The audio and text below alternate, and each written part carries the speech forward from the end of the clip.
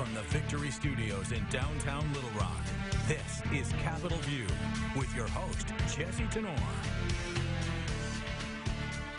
Good Sunday morning to you and welcome into Capitol View. I'm Jessi Turnure. Medical marijuana becomes available for some Arkansas patients with a caveat. We'll explain the twist in what's become an interstate battle over the drug. And with the government shutdown battle stretching into 2019, I'll get some perspective from a British politician.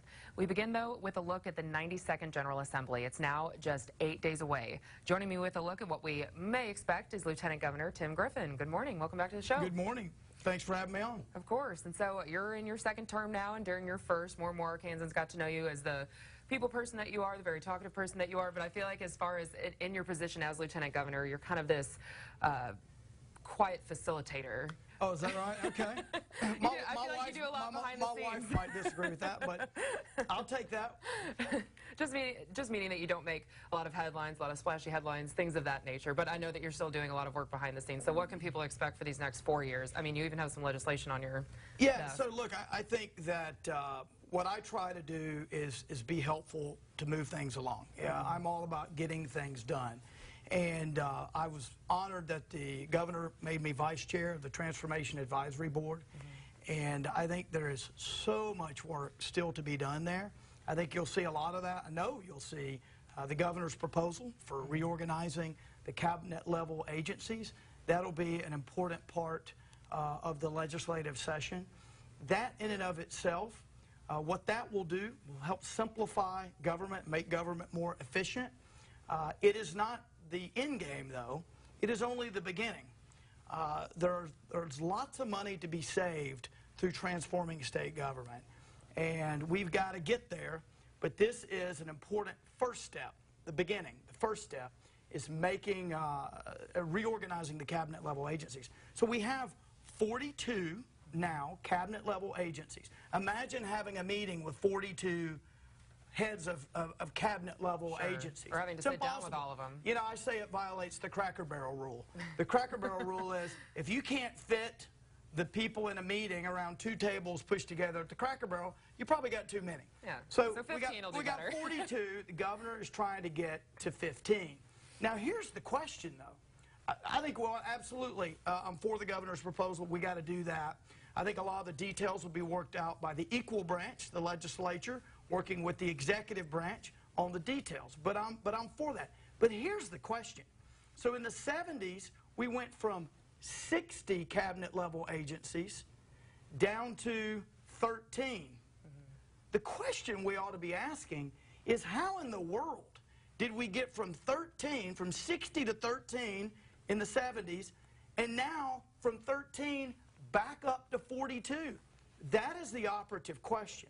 And I have to give an educated guess that when government was expanding, no one ever objected and said, well, hey, we shouldn't be adding on more agencies. We just got through reducing them. I think that's probably what happened. That's a good guess. So here we are, 50 years later, doing the same thing that we did before. And that is why transformation can't be done every 50 years, every 10 years, whatever. It has to be a way of thinking. We have to change the culture of government. And I think you're going to see that in some of the bills that are going to be coming before the legislature. You've got not only the reorg, which is very important, but obviously the governor has proposed tax reductions, critically important. You know, I've got an article here on from the Wall Street Journal from this past week about the negative impact that high taxes have on states and how the states with lower tax burden are growing. And it's not just about income tax. We talk a lot about income tax because that's very important. But the overall tax burden, the overall amount, the cumulative amount that people pay out of their pocket to pay for all taxes, sales tax, property tax, income tax, there's a million different taxes, right? That's really the big question is, where is our tax burden? And we don't rank we're not in a very good place on that. And that's why we've got to make government leaner and continue to work on the tax burden. You're going to see some legislation on this. I've resurrected some legislation. I think I just got off the phone with Congressman Westerman, and I think there will be some people pushing this. This is Congressman Westerman's bill from when he was in the State House back in 2013. And basically what he proposed to do is limit the growth of state government based on the rate of personal income growth in the state. If we would have done that back then, we would have saved hundreds and hundreds of millions of dollars. So we don't have to adopt this exactly, but I think you're going to see ideas like this thrown around. Some legislators are already indicating to me that that's on the agenda. So it's going to be an exciting time with a lot of interesting stuff. And then some of the other bigger topics will, of course, include education. I know that you're a supporter of school choice. Absolutely. And back in 2017, there was this voucher bill that I know was pretty controversial that was trying to get passed. You were supportive of that, too. Very Ended supportive. up failing, but I think that could even come back this time around as well. Well, I would say to some people it's controversial. I will say that other states that have been leading on this issue for years. In fact, this is the type of thing they did in Florida 20 years ago. So controversial to some, I get it, particularly the teachers' unions and others. But I actually think this benefits teachers, parents, students. Competition is good in education just like it is elsewhere because it makes us all better. That's an American value. And I've got a young son in public school right now, and I think competition's good for his school. I had a daughter that was in public school for 7 years. I went to public school. So I think that whether we pass something like was introduced years ago or we try some new things, I think that ultimately bills that give parents more choice over where their kids are educated, they are going to ultimately prevail. It may or may not be this session, maybe the next session, but people who are wanting to give parents more choice and kids a better education, those people are going to be on the winning side of history.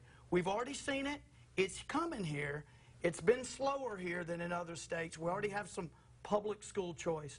But let me tell you, it's ultimately about the kids to me.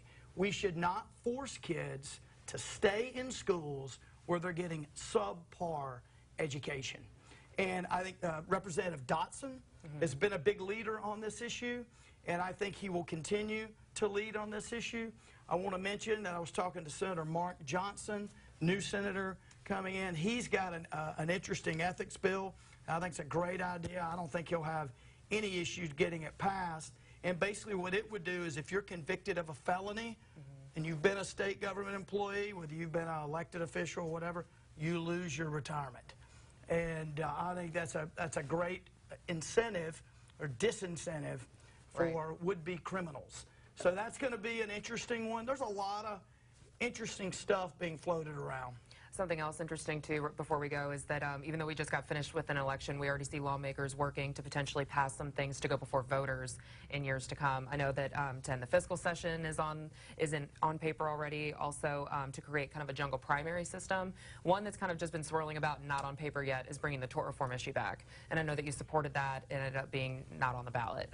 What would you think of that coming back? Well, on a couple of those things, I think that, first of all, with tort reform, it was clearly not.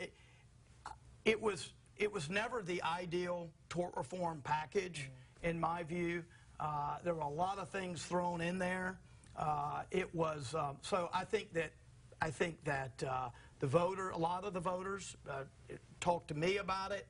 Didn't like this particular package. I heard them, and also obviously the court threw it out. Right. So we'll have to see where that goes. I haven't seen anything put to paper on that. Yeah, nothing yet. But on some of the other ballot measures, look, I've always thought that we ought to do as much in one session as possible. I never liked the idea of having a session every year, a general session, a fiscal session, a general session, a fiscal session. I always liked it just every 2 years. So I think that's one that has some legs and that and may go somewhere. But there's going to be a lot of different ideas. I've heard some ideas being thrown around with regard to ballot measures generally, and that just how that process works. You know, I think there's so much that has been thrown around. We'll have to see what's actually filed. Lieutenant Governor Tim Griffin, thanks so much for coming back on the show. Thank you.